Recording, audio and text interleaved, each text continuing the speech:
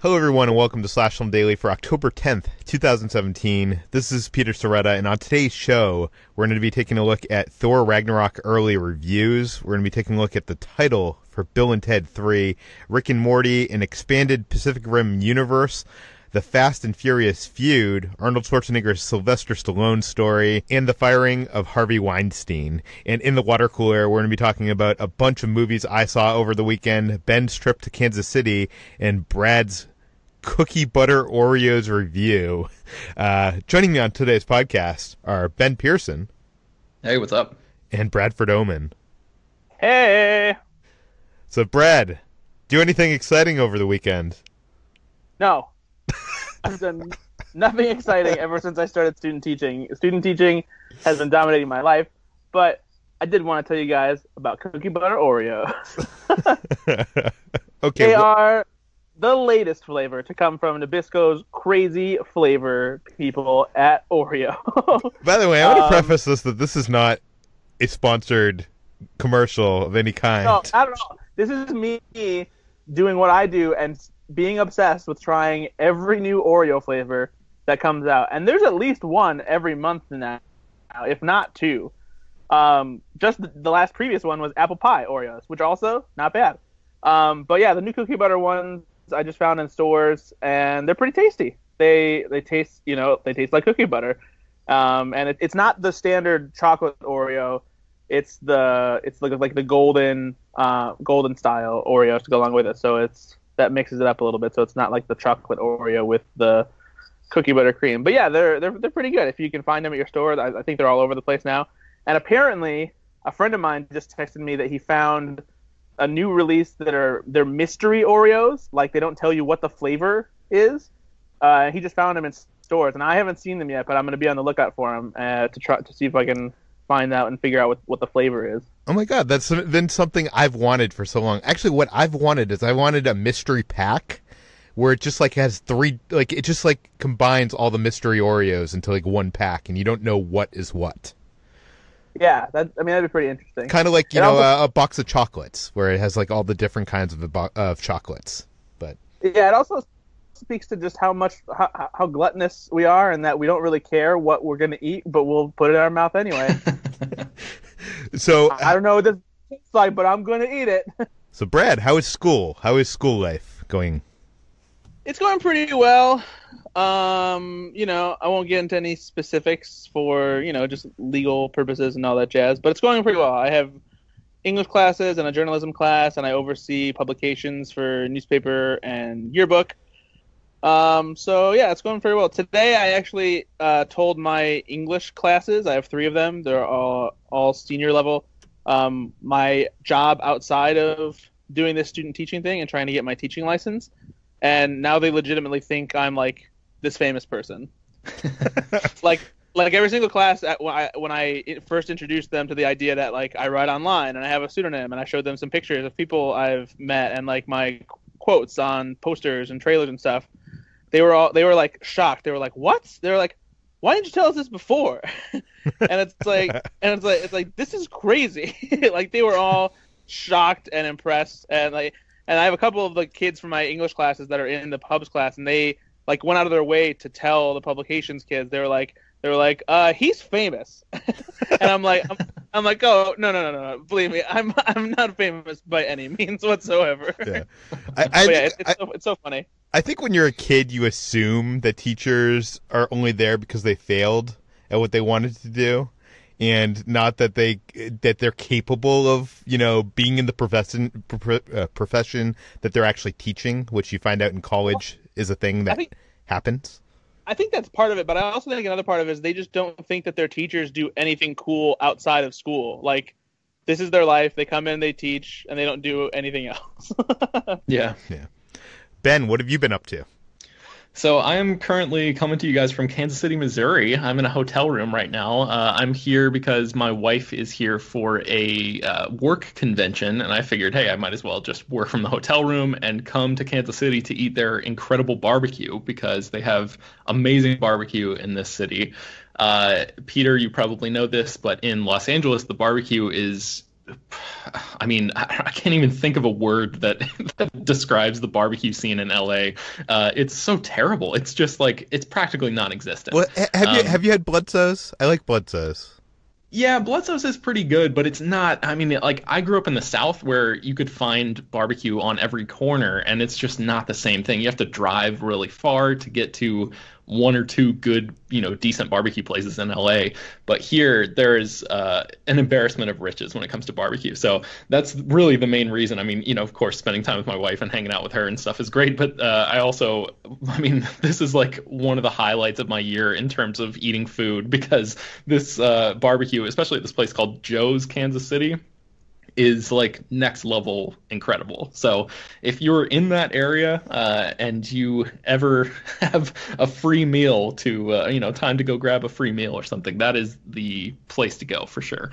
I also went to this place called Q39 that is really amazing. But Joe's is like, I mean, Anthony Bourdain says it's like one of the places that you have to eat before you die. It's won all sorts of nationwide competitions, and it's smoky and, fall off the bone great. And man, it's glorious. I am so I didn't jealous. know Kansas City was known for barbecue, but now it makes me want to go there and have some. Yeah, you should definitely do it. Yes, very jealous. Over the weekend, I saw a bunch of movies, guys. I sat at home and watched on HBO. They came out with the new Spielberg documentary. Did either of you get a chance to see that yet? No, I recorded it, but I haven't watched it yet. Yeah, it's like same. I heard it and wait for when I get back home. It's 2.5 hours. It's very enjoyable. I would recommend it. I would say it's a must watch for anybody listening to this show. But I kind of feel like 2.5 hours is not enough to go over the career of, one of the biggest directors of all time. And you kind of feel while you're watching this, and there are some great moments, and it does a great job at kind of showing you how Spielberg, as a person, has put himself into all his films throughout his career, even the most populous films. I mean, obviously, like we all know, he grew up in a home that, divorced parents and such, and there's some of that, but there's other stuff that I didn't really know about and didn't notice, and there's great behind the scenes stories. I just wish that HBO had made this into a miniseries. This could have been like a week-long miniseries, with each episode going through, 5-8 years of his career, and even then I think it would have felt heavily condensed, but it was very enjoyable. I recommend it. Another thing I saw is I finally went to the theater and saw Blade Runner 2049. I had tickets to IMAX. I went with two of my friends to Burbank to go see that, and when I stepped into the door of the AMC theater, they told us that the hard drive with the film, that the audio was corrupted and that there was a heavy echo on the film. They're like, you could still watch it if you want. And we were like, no. Yeah, why would they keep that as an option? That's so weird. I don't know. I don't think I'm so surprised. I wouldn't think that IMAX would want that to happen. But whatever. I would have loved to have heard what the sound would have been like with that echo on, because there's some pretty loud soundtrack parts, like long extended like techno notes, and I would have loved to have heard what that would have been like with like echo on. I have no idea. Luckily, there is a AMC Prime theater in that or screen in that same cinema. We got to get tickets, like crappy seats, but I mean any seat in that theater is pretty good, and got to see the movie. I gotta admit, I'm not a person that has Blade Runner on their top films of all time. It's been a film that I've loved visually, and I love the ideas and the theme, but as a film, it kind of always felt long-ish and hard to watch. And I know that a lot of people out there are probably getting angry right now that I'm saying that.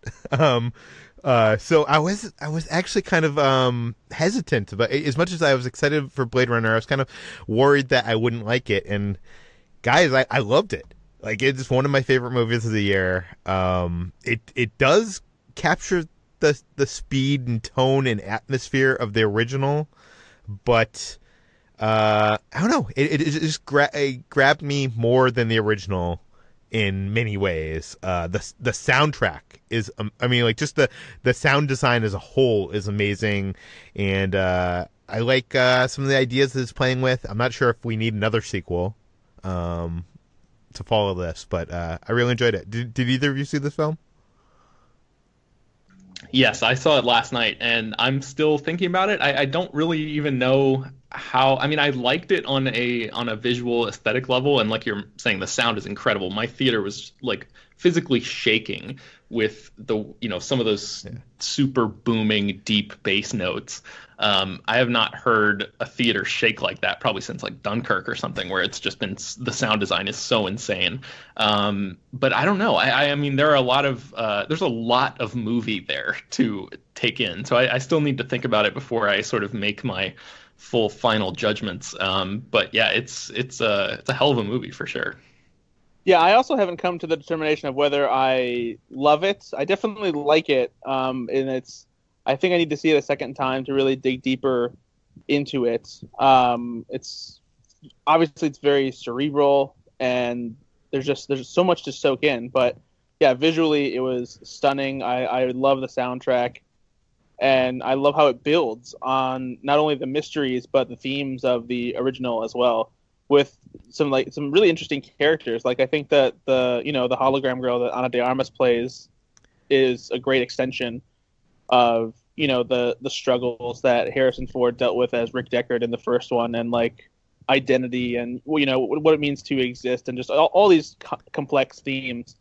It's just, I was riveted by it, and like Ben said, I haven't been able to stop thinking about it, which just means that I need to see it again. Yeah, I definitely want to. I was just going to say, it's great to see Harrison Ford caring about a performance. This is some of his best work in a long time, I think. I was going to say, the one thing I didn't like about the movie is Jared Leto, which is a thing that seems to be common in blockbusters these days. It seemed to me... Fun fact, they actually shot Jared Leto stuff in his real house. I could believe that. I could definitely believe that. Totally a joke. Yes. But I don't know. I was just amazed at how much they got right about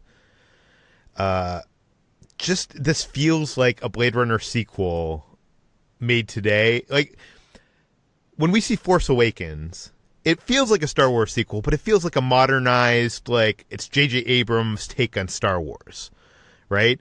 And this felt like this could have, I mean, maybe not with these effects and looking this good, but this feels like the Blade Runner sequel they would have made after Blade Runner. Like, it really feels perfectly a sequel, if that makes any sense. Yeah, agreed. The last and final thing I wanted to say is I saw Thor Ragnarok at a junket press screening. I'm covering the junket this week. We were able to post our early reactions on the internet, which means that we could tweet out a reaction. HT wrote up a piece on the site combining all the reactions from around the web. Basically, I said that Thor Ragnarok is one of the funniest Marvel Studio movies thus far, and definitely the best Thor film, which isn't hard to do. But I loved the score.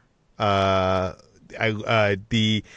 think people are going to love Kate. They're going to love Tessa Thompson. They're going to love Jeff Goldblum is unlike any character.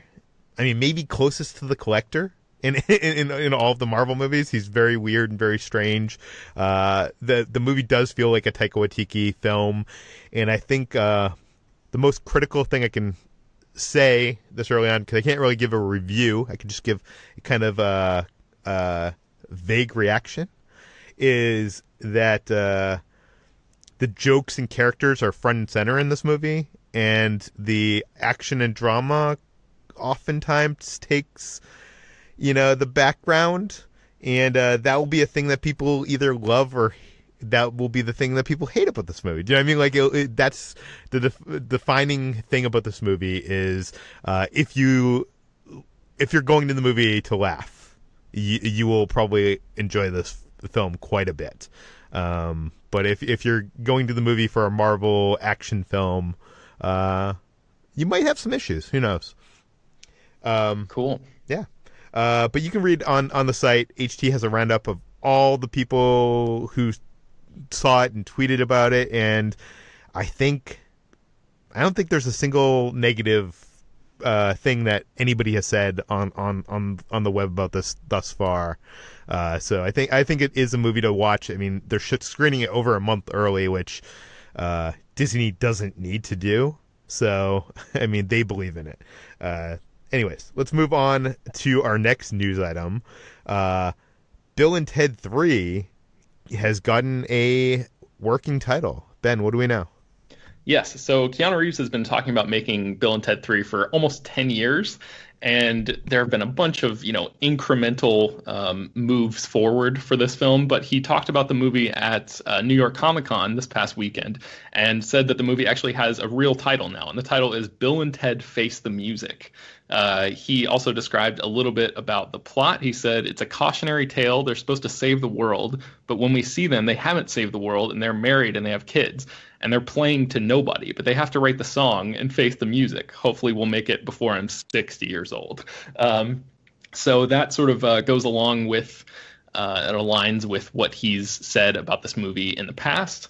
I have never seen either of the first two Bill and Ted movies, so this doesn't really mean much to me. I don't really connect to it on that level, but I am looking forward to diving into those movies because I read the plot synopsis for Bill and Ted's Bogus Journey, and it sounds absolutely bonkers, off the wall, insane. So I have made it a mission that I'm going to catch up with this franchise before the third movie comes out. My brain can't even comprehend the fact that you have not seen these movies. Why or how did they escape you? I don't know. It's just one of those weird things where I heard, growing up, all of the catchphrases and the lingo and stuff from the films seeped into me through osmosis, but I just never sat down and watched them. I didn't see them in theaters, which I feel like a lot of kids, who were my age at the time just went and saw them in theaters, and I just never managed to do that. And then I don't know, somehow never picked it up on VHS or anything. So it's just a blank spot in my movie watching fandom. Brad, you're at the story about Rick and Morty and this controversy that is happening with this McDonald's. What do we know? Yeah, first of all, let's just get this out of the way. This is a ridiculous thing for people to be mad about, all things considered. Like, come on.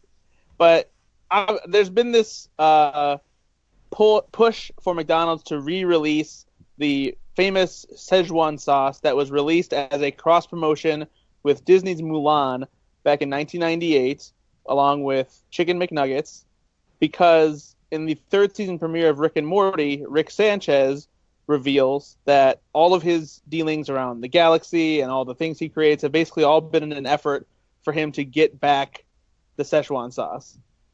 He hasn't been able to get it back. Even with time travel, apparently it hasn't been possible. So now, because of all the popularity around the Szechuan sauce, because of Rick and Morty, there's been discussion about bringing it back because they gave a big bottle to Dan Harmon and Justin Roiland, and they gave a few fans the same big bottles as well. And this past weekend, they announced that they were going to be giving away limited supplies of the sauce to people who came to certain locations, specifically to get the sauce, and also this series of limited edition posters. The Szechuan sauce one being one that had art that was vaguely inspired by Rick and Morty, but not so much to breach any licensing agreements. So apparently the McDonald's locations that had the sauce were not anywhere near prepared for the volume of people that showed up. Some of these locations had hundreds of fans in line waiting to get some sauce, and some of these locations, most in fact, it sounds like, only had anywhere from 20 to 30 tiny barbecue sauce style packets of sauce to give out.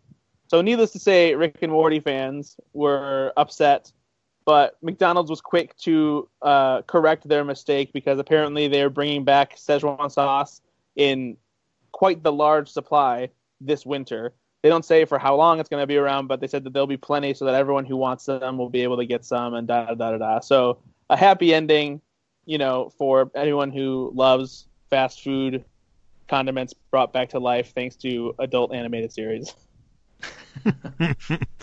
I don't even remember this sauce. I mean, aside from this whole hubbub, Brad, do you remember having this sauce when Mulan was in theaters?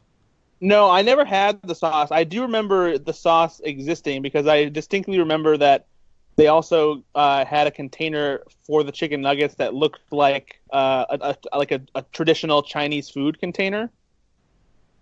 So I remember that part of it, but I never had the sauce. I'm interested to try it just to see if it's worth all this hype. But I'll have to wait for winter now to try it. Also in the news, the director of Pacific Rim Uprising is saying that a expanded Pacific Rim universe may be in the works. Ben, what do we know? Yes, at New York Comic Con, Stephen S. DeKnight spoke in an interview with Nerdist and basically said that he is hoping that the new movie is going to launch a whole Pacific Rim universe that he even compares to like a Star Wars or Star Trek style franchise. So his quote was, I think you'll definitely probably get more comics. So let me stop right there. Definitely probably. That's a weird thing to say. So the plan was always to use this movie as a launching pad. If enough people show up to this, we've already talked about the plot of the third movie and how the end of the third movie would expand the universe to a Star Wars, Star Trek style franchise where you can go in many, many different directions. You can go main canon, you can go spin-offs, you can go one-offs. Yeah, that's the plan. And I would love to see an animated TV show based on this. So this seems like a lot of content for Pacific Rim. We've talked a little bit about the trailer for Pacific Rim Uprising, which sort of is a little questionable and doesn't really have the same uniqueness that the Guillermo del Toro directed 2013 movie had. So I'm not quite sure if all of this is sort of, putting the cart before the horse. But yeah, that's the plan right now, is for Uprising to launch a full Pacific Rim cinematic universe. So I don't know. What do you think about this, Peter? I mean, I'm guessing that was always their intention. When they made the first Pacific Rim, they came out with like a comic book that was, I think, written by the same screenwriter, Travis Beacham. It seems like the direction they're headed. Like we said when we talked about the trailer, that the trailer kind of looks more like an adaptation of an 80s, anime turned American television show than, anything else. Like it looks like more like what I expected the Power Rangers movie to look like than the Power Rangers movie. So, I don't know. I mean, I want to see what this Pacific Rim is like. If I really liked the touches that Del Toro put on this world in his world building in that first film.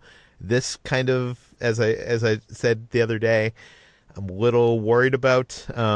If Del Toro was involved, I would certainly be very interested. How about you, Ben? Yeah, for sure. Yeah, I'm sort of in the same boat. I watched the trailer and was not super impressed with it, even though I like a lot of the people involved with the movie, especially John Boyega. But I'm just like HT. I cannot believe that they're trying to force Scott Eastwood on us like this.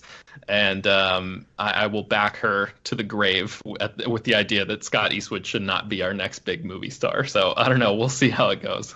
Well, he's the next Jai Courtney, obviously. Moving on, we've been talking about this Fast and the Furious feud for quite a few episodes now, and that escalated and maybe got shut down over the weekend. Brad, you wrote the story for Slash Film. What has happened? Yeah, it's a family feud, if you will.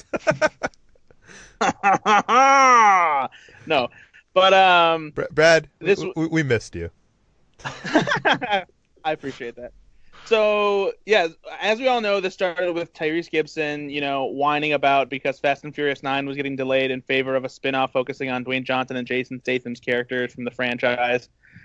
So Tyrese Gibson was going to have to wait a whole extra year to get that paycheck that keeps him going for however long.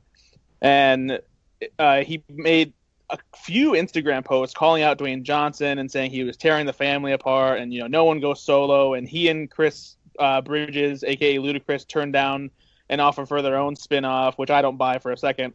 But anyway, this was a whole thing, and Tyrese Gibson was just so upset online, and it turned into this big deal. And originally, some people thought Vin Diesel was maybe throwing his support behind Tyrese because at the end of the week last week, he posted an image on Instagram of himself with Paul Walker and Tyrese, and all he posted as a caption was brotherhood. But then, over the weekend, he made another post that also said brotherhood, but then he expanded upon with a whole full statement, basically recalling what it was like to work with Dwayne Johnson for the first time after someone recommended it on Facebook. And then he addressed the idea of all the speculation as to why Fast 9 was pushed back. And he said, but it would be unfair to say it is anyone's fault. As we plot the course to expand the Fast and Furious universe, one must be mindful to take stock of the roads we took to get here. The pillars of authenticity, family, and most importantly, our loyal fans' perspective has been instrumental in procuring success. However, like any vehicle that has run around the globe 8 times, the franchise is in need of maintenance. My good friend and godfather of Universal, Ron Meyer, has granted me time to do just that. We have some very exciting news to share soon. Stay tuned. So Vin Diesel is basically telling everyone to chill out, especially you, Tyrese. I know you're listening. And apparently there's some work being done behind the scenes to either improve the franchise or retool it to allow for, you know, these spin-offs to exist and maybe for the main franchise to, you know, end while still keeping it alive by following characters on their own adventures. I'm not really sure what this whole maintenance thing means, but all we know right now is that Vin Diesel is on board for Fast and Furious 9 and 10. Those are supposed to be the last 2 movies as far as the primary franchise is concerned. And I'm sure now Universal is looking for ways to keep that franchise alive because it's such a big cash cow and an international success that they need to keep it going somehow. It remains to be seen if, you know, spinning off these characters in their own movies will be just as lucrative or exciting for fans.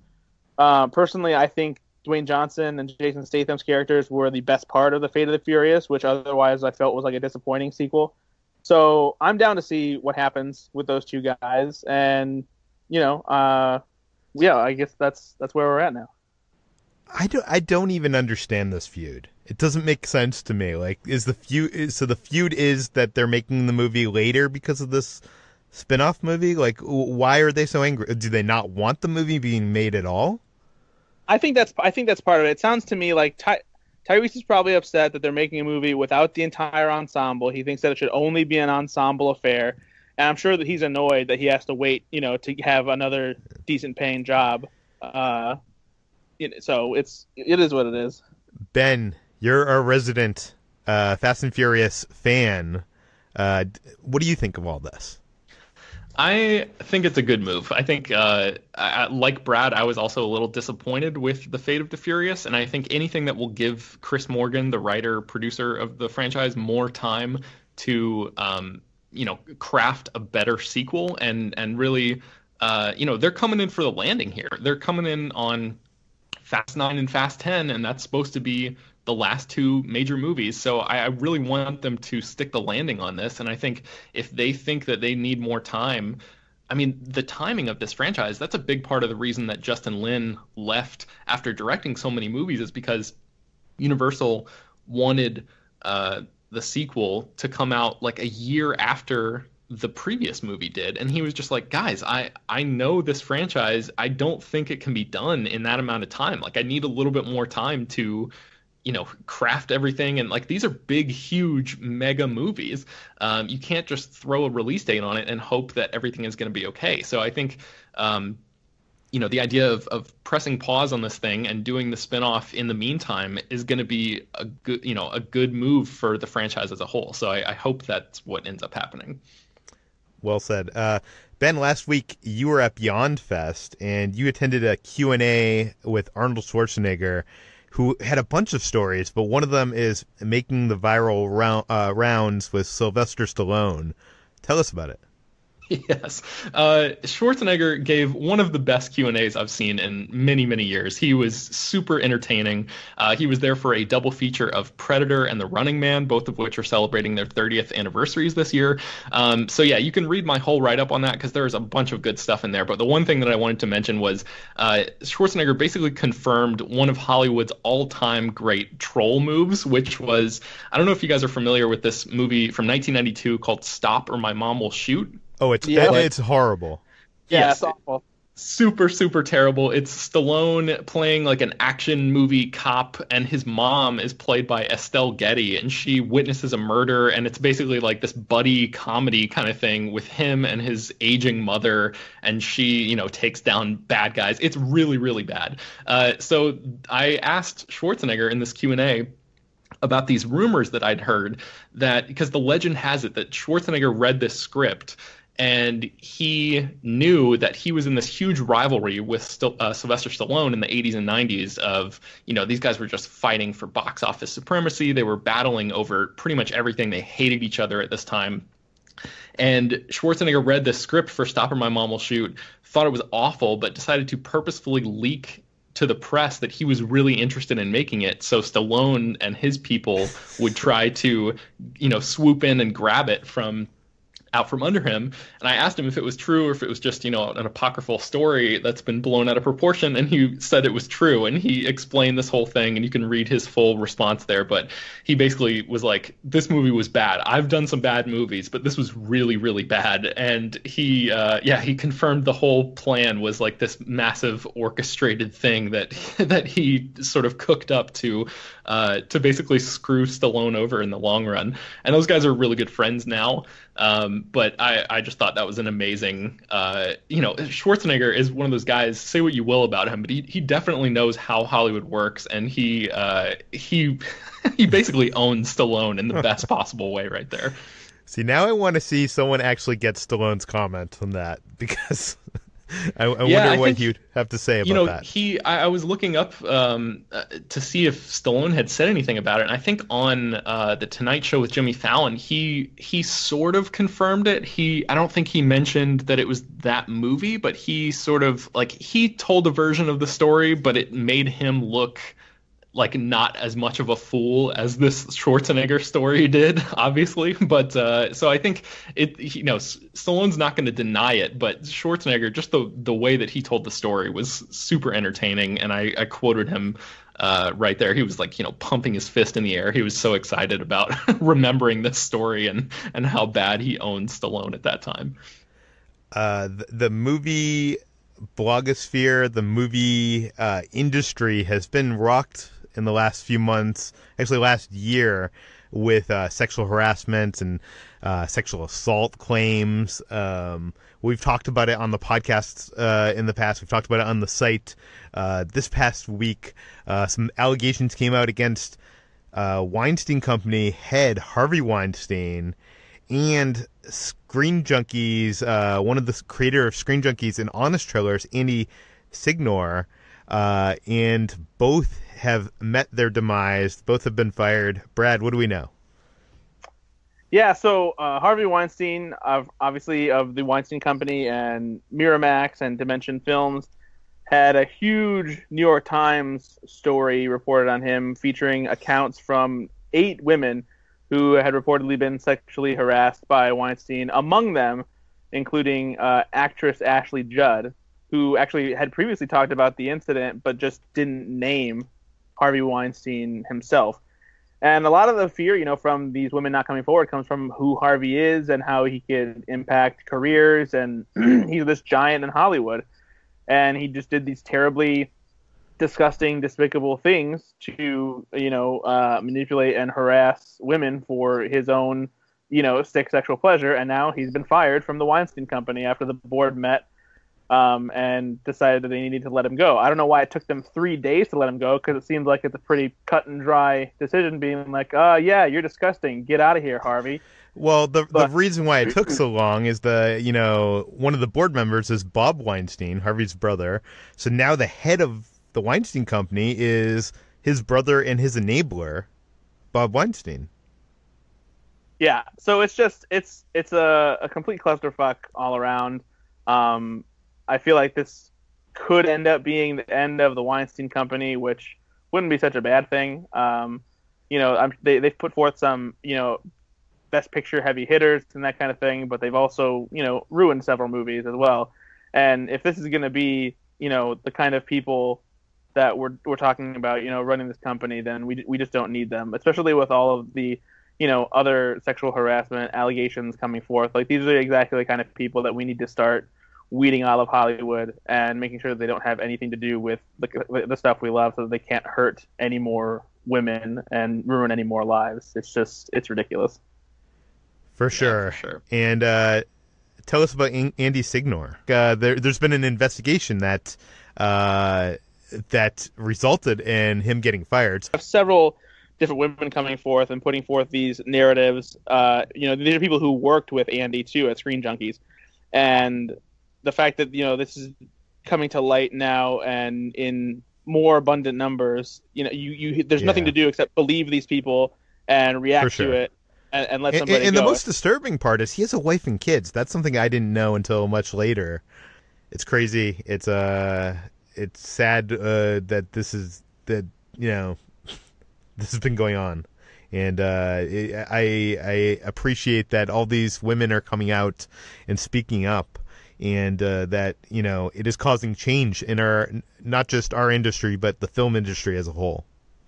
Yeah, I definitely think that we need to do whatever we can to support these people, because it's a tough thing to come forward and put yourself on the line. And that's why a lot of people, the Harvey Weinstein thing was like an open secret in Hollywood for years and years, and nobody was willing to say anything. But I feel like the dominoes are really starting to fall right now culturally, where this kind of bullshit is no longer, acceptable stuff, regardless of who you are. So I hope that there are a lot of people out there in Hollywood who have done this kind of stuff to women and those who they've held power over for a long time. I hope there are a lot of people that are running scared right now, that are worried about their careers, and I hope that they get taken down too, because this is something that has been an industry-wide problem for almost as long as Hollywood has existed and movie making has been a thing. And there's been jokes for decades, a century of the casting couch and that whole thing. And the sad fact of the matter is there is something behind that. And there's actresses out there that have claimed that they've been raped in those situations, not just sexually assaulted, but raped. And I'm glad that this is the dominoes are falling now, and they're continuing to fall. This isn't the end of it, and I'm sure that we'll hear more about this, and we'll talk about it when it happens here in the podcast. It's seriously the easiest thing to do, to not be a piece of garbage and to not do things to women that you are not given consent or permission to do, and to not force yourself upon them. Or it's just, seriously, don't be a piece of garbage. That's it. Yeah, well said. Okay, so we can find more of all these stories on slashfilm.com. You can find Brad at Ethan_Anderton on Twitter and the Go Flix Yourself podcast on iTunes. You can find Ben at Ben Pears on Twitter. You can find me at /film on Twitter. You can find this podcast published every weekday on iTunes, Google Play, Overcast, all the popular podcast apps. Please go rate and review us. Tell your friends. Subscribe. A Star Wars trailer is coming out after we record this, and we might do an emergency episode to talk about it. I'm not sure if that's going to be tonight or tomorrow morning, but look out for that. And thanks for listening.